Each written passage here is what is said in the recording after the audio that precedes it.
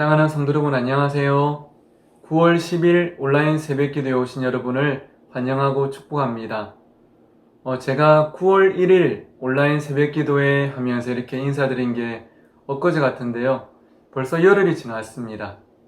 또 지난 열흘 동안도 우리에게 은혜 주신 하나님께서 남은 9월의 20일도 또 앞으로의 모든 시간들도 은혜 가운데 우리를 붙잡아 주시고 이끌어 주시기를 간절히 축복합니다. 오늘 우리에게 주시는 하나님 말씀은 창세기 42장 28절 말씀입니다. 원래 매일 성경의 본문은 훨씬 더 길지만 오늘은 28절 말씀만 함께 읽어보도록 하겠습니다. 그가 그 형제에게 말하되 내 돈을 도로 넣었도다. 보라 자루 속에 있도다. 이에 그들이 혼이 나서 떨며 서로 돌아보며 말하되 하나님이 어찌하여 이런 일을 우리에게 행하셨는가 하고 아멘. 오늘 이 시간은 방금 본문 속에 있는 하나님이 어찌하여 라는 제목으로 함께 말씀을 나누도록 하겠습니다. 우리는 가끔 하나님이 살아계시다면 어떻게 이런 일이 일어나는가 하는 질문들을 종종 던지곤 합니다. 하나님이 계시다면 어찌하여 악인이 잘되고 의인이 고난을 당하는가? 하나님이 계시다면 어찌하여 코로나 바이러스가 창궐하는가? 하나님이 계시다면 어찌하여 한국교회가 이토록 무너져 버리는가? 이런 질문들을 할 때가 있죠. 오늘 본문에도 이 질문을 던지고 있는 사람들이 있는데 바로 요셉의 형들입니다. 어제 본문인 창세기 42장 1절에서 17절에 보시면 애굽 땅뿐 아니라 요셉의 고향인 이 가나안 땅에도 흉년이 찾아왔습니다. 하지만 요셉이 총리로 있는 애굽은 요셉이 7년 동안 잘 대비를 한 결과 곡식이 풍성하게 저장이 되어 있었죠. 그래서 요셉의 형들은 아버지의 명을 받고 이 애굽 땅에 곡식을 구하러 오게 됩니다. 그리고 이곳에서 요셉과 그의 형들의 극적인 상봉이 이루어지죠. 요셉은 형들을 알아보았지만 형들은 요셉을 알아보지를 못했고요. 요셉은 그들을 너희들은 스파이다 하면서 사흘 동안 옥에 가두게 됩니다. 이것은 형들을 괴롭히거나 복수하는 것이 아니라 형들이 반성하는 자세를 취하고 있는지 또 어떤 태도를 보이는지를 지켜보기 위함이었죠. 그리고 오늘 본문이 시작이 되는데요. 요셉이 사흘 후 형들에게 찾아와서 이렇게 말합니다. 18절에서 20절에 보니까 나는 하나님을 경외하노니 너희는 이같이 하여 생명을 보존하라. 너희가 확실한 자들이면 너희 형제 중 한 사람만 그 옥에 갇히게 하고 너희는 곡식을 가지고 가서 너희 집안의 굶주림을 구하고 너희 막내 아우를 내게로 데리고 오라. 그러면 너희 말이 진실함이 되고 너희가 죽지 아니하리라. 요셉이 뭐라고 말하고 있습니까? 나는 하나님 믿는 사람이기 때문에 너희들에게 거짓말하는 게 결코 아니다. 내 말을 믿어도 된다. 그런 뜻이겠죠. 그러면서 형제 중 한 명만 여기에 남고 나머지는 다 돌아가서 막내 동생을 데리고 오라고 말합니다. 그리고 원래 계획대로 10명 중에 한 명만 풀어주면 아버지 야곱과 동생 베냐민에게 돌아갈 곡식의 양도 많지 않을 것이고 또 자기 아들들 가운데 9이나 이집트 여행길에 없어졌다면 그의 아버지가 이 애굽 땅에 나중에 절대 오지 않을 것을 요셉은 계산을 했을 것이 틀림없습니다. 그래서 10명 중에 한 명만 남아있고 나머지는 다 고향으로 돌아가서 막내 동생을 데리고 오라 이렇게 이야기를 하고 있는 것이죠.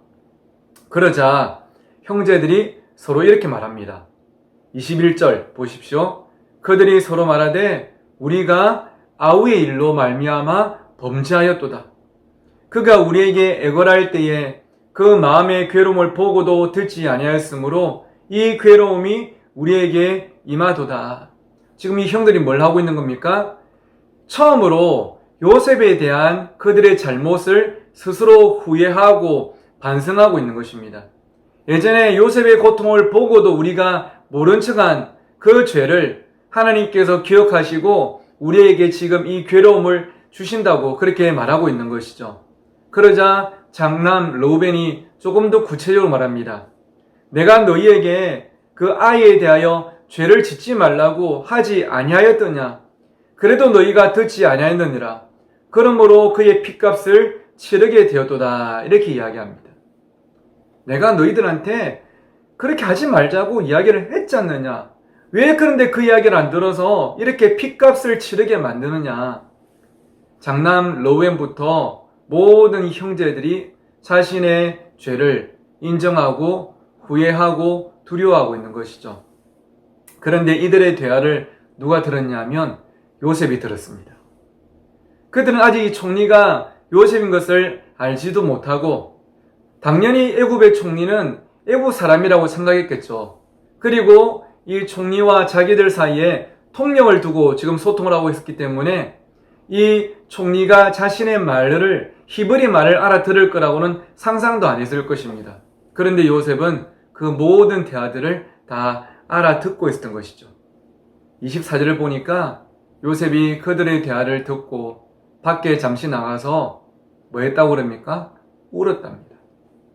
요셉이 그 앞에서는 울지 못하고 밖에 나가지고 아마 펑펑 울었을 거예요. 왜 울었을까요? 제가 오늘 말씀을 준비하면서 여러 주석들, 자료들을 찾아보니까 의견들이 참 다양한데요. 아마 어떤 그 분은 이렇게 이야기했더라고요. 아마 장남 형 르우벤에 대한 요셉의 오해. 아마 르우벤이 맏형이니까 르우벤이 주도를 해서 나를 팔았을 거야. 지난 시간 동안 이 르우벤에 대한 오해에 대한 미안한 마음이 눈물을 나게 만들었다. 이렇게 해석하는 분도 계시고 또 어떤 신학자는 형들이 스스로 반성하는 것에 대한 어떤 울컥감이 있었을 것이다. 어떻게 보면 반성하는 것은 요셉 입장에서는 옳은 것이고 또 반가운 것인데 근데 이걸 지켜보는 마음이 또 울컥한 것이죠. 그리고 뭔가 말로 다 표현하기 힘든 복잡 미묘한 감정이 아마 요셉에게 있었을 것이라고 다들 이야기를 하더라고요. 그게 뭐였든지 상관없이 이 요셉의 마음이 얼마나 힘들었을지가 느껴지는 대목이죠. 그리고 요셉은 차남 시몬을 결박하고 나머지 형제들을 다 고향으로 보내줍니다. 그런데 형들이 집으로 돌아가는 길에 또 생각지도 못한 일이 터졌습니다. 여관에서 잠시 머물면서 나귀에게 먹이를 주려고 이 곡식 자루를 풀었는데요. 자루마다 뭐가 들어있었습니까? 돈이 들어있는 거예요. 돈 뭉치가 들어있었습니다. 이 돈은 자기들이 곡식을 사면서 지불했던 돈인데요. 이 돈이 그대로 이 곡식 이 자루에 들어있는 거예요. 쉽게 말하면 무슨 말입니까? 돈을 주고 산 것 같은데 보니까 돈을 지불하지 않고 이 곡식만 도둑질해서 나온 꼴이 된 것이죠. 그런데 사실 이것은 25절에 나타나듯이 요셉이 사람들을 시켜서 몰래 이렇게 해놓은 것입니다. 형제들 중 누군가가 아니면 모든 형제들이 다 함께 몰래 돈을 훔친 것이 아니라 요셉이 그들에게 이렇게 해놓은 것입니다. 뭔가 트집 잡으려고 함은 아니었고요. 아마 그들을 긍휼히 여긴 요셉의 선한 마음이었겠죠. 곡식도 주고 돈도 그대로 준 것입니다. 그런데 여러분, 이들은 그것을 보고 무엇을 느끼고 있습니까? 고마움이 아니라 두려움을 느끼고 있는 것입니다. 이것이 죄를 지은 사람의 대표적인 모습이라고 할 수가 있죠. 여러분, 참 인생이란 게 재밌지 않습니까? 예전에 그들은 요셉을 노예 상인에게 팔고 그 생긴 돈을 보면서 좋아했는데 지금은 요셉이 넣어둔 그 돈 때문에 이렇게 두려워하고 있는 것이죠. 나의 행복인 줄 알았던 것이 나를 두려움으로 몰고 갈 때가 있는 것이 바로 세상인 것입니다. 이때 누군지는 성경이 이름을 밝히고 있지 않지만 형제들 중 한 명이 나머지 형제들에게 무엇이라 말합니까? 오늘 우리가 함께 읽었던 28절 말씀인데요. 이에 그들이 혼이 나서 떨며 서로 돌아보며 말하되 하나님이 어찌하여 이런 일을 우리에게 행하셨는가? 이 형제들 한 명이 말을 꺼내니까 모두가 똑같이 말하는 게 하나님이 어찌하여 이런 일을 우리에게 행하셨는가? 이 말은 하나님이 그들에게 행하신 일을 받아들이지 못하거나 인정하지 않는 그런 어떤 표현이 아니라 오히려 하나님이 우리의 죄에 대해서 심판하시는 것임을 인정하는 그런 표현인 것이죠. 하나님께서 우리의 죄에 대해서 이런 일을 행하시는구나. 그들은 아까 감옥 안에서도 이렇게 고백했었죠. 우리가 아우의 일로 말미암아 범죄하였도다. 그가 우리에게 애걸할 때에 그 마음의 괴로움을 보고도 듣지 아니하였으므로 이 괴로움이 우리에게 임하도다. 죄에 대해서 심판하시는 공의로우신 하나님을 점점 더 느끼고 경험하는 것입니다. 지금 상황이 우연이 아니라 바로 하나님의 죄에 대한 징계라고 생각하고 있는 것이죠. 그렇습니다. 하나님은 사랑의 하나님이시지만 죄에 대해서는 분명히 보응하시고 심판하시는 공의의 하나님이십니다. 그래서 하나님은 우리를 사랑하셔서 구원 계획을 세우시고 독생자 예수 그리스도를 십자가에 달려 우리를 위해 죽으시게 함으로써 죄에 대한 당신의 공의를 이루셨죠. 그리고 우리를 구원하시는 그 사랑도 이루신 것입니다. 그렇기에 사랑하는 울산 신정교회 성도 여러분, 하나님은 예수님을 통해서 십자가를 통해서 저와 여러분의 모든 죄를 다 이미 용서하셨습니다. 더 이상 죄의 대가인 죽음이 우리를 지배하지 못합니다. 하지만 그렇다고 해서 우리가 죄를 소홀히 생각하고 죄에게 우리의 삶을 절대 내어주면 안 되는 것입니다. 죄를 짓지 않으려고 피 흘려 싸워야 되고 죄를 지었다면 아파하면서 하나님 앞에서 회개해야 됩니다. 그렇기에 오늘 본문에 나오는 하나님이 어찌하여 우리에게 이 일을 행하셨는고, 이들의 질문은요, 성도들이 자신의 삶을 반성하고 돌아보면서 항상 제기해야 될 필수적인 질문이라고 할 수가 있습니다. 우리는 날마다 하나님의 은혜를 구하고 하나님의 축복을 구하기도 해야 되겠지만 한편으로는 하나님 앞에서 하나님께서 어찌하여 우리에게 이 일을 행하셨는고, 이 질문을 통해서 나의 삶을 돌아보고 하나님 앞에 바로 서고자, 회복되고자 더욱더 노력해야 한다는 것이죠. 저는 오늘 말씀을 묵상하고 준비하면서 저 개인적으로는 오늘날의 한국교회가 생각이 났습니다. 최근 우리는 하나님이 어찌하여를 되뇌이면서 살아가고 있죠. 하나님이 어찌하여 코로나 바이러스가 확산되게 하시는가? 그리고 하나님이 어찌하여 한국교회를 이렇게 추락하게 하시는가? 저 역시도 마찬가지입니다. 제가 볼 때 한국교회는 이번에 제대로 바닥을 쳤습니다.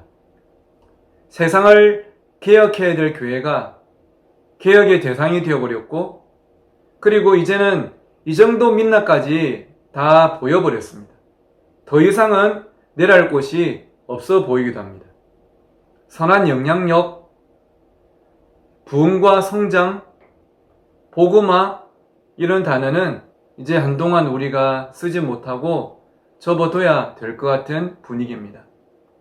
사랑을 말하던 교회가 이웃에게 목리와 트집을 부리고, 거룩을 말하던 교회가 타락의 온상과 현장이 되어버렸죠. 희생을 말하던 교회가 권력의 중심이 되려고 했으며, 복음을 말하던 교회가 십자가의 본질을 잃어버렸습니다.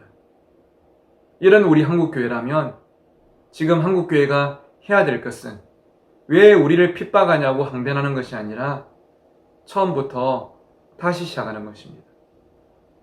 이 땅에 복음이 처음 떨어졌을 때, 그 복음의 교회가 처음 세워질 때, 그때로 돌아와서 다시 시작하는 것이 중요하다고 저는 생각합니다. 교회라고는 찾아볼 수 없는 복음의 불모지에서 경계 가득한 시선으로 바라보는 현지인들과 눈높이를 맞추며 조심스럽게 한 교회를 잉태한 그 선교사님들의 마음으로, 인간의 몸을 입고 낮고 낮은 이 땅에 오셨을 때에 아무도 그분을 환영하지 않았지만 한 영혼을 마음에 두시고 먼저 찾아가신 예수 그리스도의 마음으로 우리는 처음부터 다시 시작해야 될 줄 믿습니다. 지금은 우리가 하나님이 왜 우리한테 이렇게 하시느냐 항변할 그런 타이밍이 아니라 하나님께서 우리에게 행하신 일을 바라보면서 우리의 잘못을 인정하면서 다시 하나님께 엎드리는 것이 우리 그리스도인의 지금 본분이 아닐까 생각을 하게 됩니다. 며칠 전 우리 교회는 부교육자님들이 준비하신 RGB 프로젝트 북콘서트를 함께 가졌죠. 세 분의 교육자들께서 너무나 준비를 잘 해주셨고요. 그리고 많은 성도님들께서 함께 청취하시고 댓글도 달아주시고 정말로 말 그대로 폭발적인 반응이 있었던 참 귀한 시간이었습니다. 코로나 바이러스에 대한 여러 신학자들의 견해를 이 북콘서트를 통해서 우리가 함께 들어보았는데요. 신학자들의 견해에는 조금씩 차이가 있지만 한 가지 확실한 사실은, 한 가지 우리가 꼭 붙잡아야 될 것은 코로나 바이러스가 하나님의 심판이다 아니다, 자연적 현상이다 아니다 떠나서 우리는 지금 이 상황을 통해서 분명히 우리 자신을 되돌아봐야 한다는 것입니다. 그냥 그저 그렇게 살아간 것이 아니라 정말로 이 현실을 우리는 직면하고 우리 스스로의 삶을 반성하고 하나님 앞에서 회복을 꿈꿔야 합니다. 참으로 감사한 것은 사흘 전부터 우리 교회는 릴레이 금식 기도 운동이 시작이 되었습니다. 담임 목사인 제가 여러분 우리 함께 금식 기도합시다 말씀드린 것도 아니었고요. 교육자들이 시작한 일도 아니었어요. 우리 교회의 청년들이 이 나라와 교회와 가정을 위해서 함께 기도하자 이런 마음으로 먼저 첫 발걸음을 내딛었고요. 너무나 감사하게도 여러 교육자들, 장로님들, 집사님들, 권사님들 또 청년들이 관심을 가지고 지금 릴레이로 계속적으로 함께 일을 진행하고 있습니다. 함께 성경 말씀을 필사하고 또 이 말씀을 붙잡고 여러 기도 제목으로 하루 한 끼를 금식하면서 기도하고 있는 것이죠. 성도 여러분 가운데 또 누군가가 지목이 된다면 여러분 그 바통을 이어받아서 함께 한 끼 금식하고 또 성경 말씀을 우리가 직접 씀으로써 정말로 다시 한 번 더 이 땅이 회복되는데 여러분 적극적으로 함께 동참해 주십시오. 그런데 이 무브먼트를 시작하려고 했던 한 청년이 저에게 연락이 와서 이 취지를 말하면서 목사님도 함께 동참해 주십시오. 이 부탁과 함께 성경 구절, 필사할 성경 구절과 그리고 함께 기도할 기도 제목들을 부탁을 했는데요. 제가 이 청년에게 건넸던 성경 구절이 바로 역대하 7장 14절이었습니다. 내 이름으로 일컫는 내 백성이 그들의 악한 길에서 떠나 스스로 낮추고 기도하여 내 얼굴을 찾으면 내가 하늘에서 듣고 그들의 죄를 사하고 그들의 땅을 고칠지라.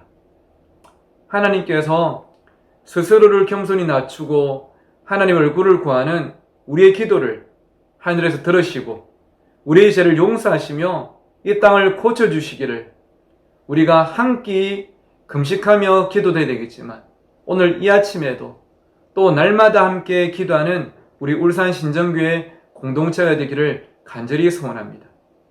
때로는 오늘 본문의 이 요셉의 형제들처럼 하나님이 어찌하여 나에게 이런 일을 허락하시는지 질문을 할 때가 있습니다. 하지만 그 질문이 하나님을 향한 어떤 의구심의 표현이 아니라 하나님께서 나에게 하신 일을 우리가 겸손히 받아들이면서 하나님, 이 일을 통해서 내가 다시 한 번 더 하나님께로 돌이키고 회복하기를 원합니다. 이런 믿음으로 나아가는 저와 여러분 모두가 되기를 간절히 축복합니다. 오늘 아침에는 나의 백성이 다 겸비하여 이 찬양 함께 들으시고요. 오늘 또 주신 말씀 붙잡고 함께 개인적으로 기도하시겠습니다. 제가 먼저 기도하겠습니다. 하나님 아버지, 하나님은 사랑의 하나님과 동시에 죄에 대해서 벌하시는 공의의 하나님이십니다. 죄의 삭은 사망이기 때문에 우리 죄로 인해서 모두가 죽을 수밖에 없었지만 하지만 독생자 예수 그리스도를 통해서 우리의 모든 죄를 용서하심으로 우리가 다시 살게 되었고 하나님의 자녀가 되었음을 감사드립니다.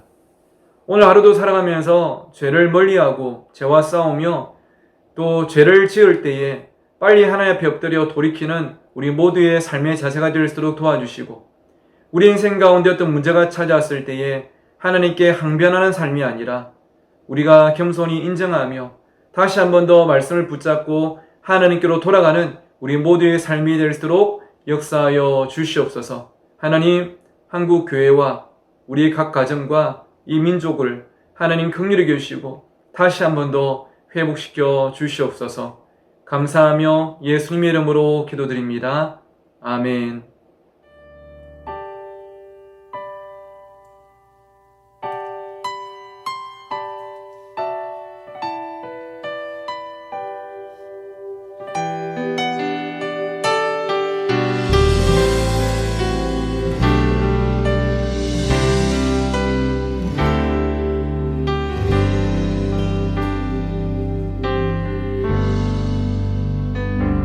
나의 백성이 다 겸비하여 내게 기도하며 나의 얼굴을 구하여서 그 악한 길 떠나며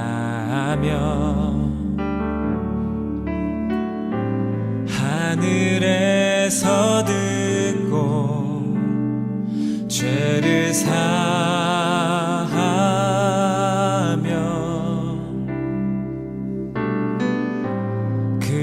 그들의 땅을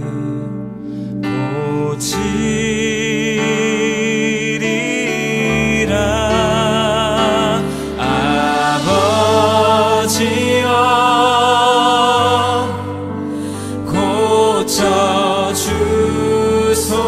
고쳐주소서.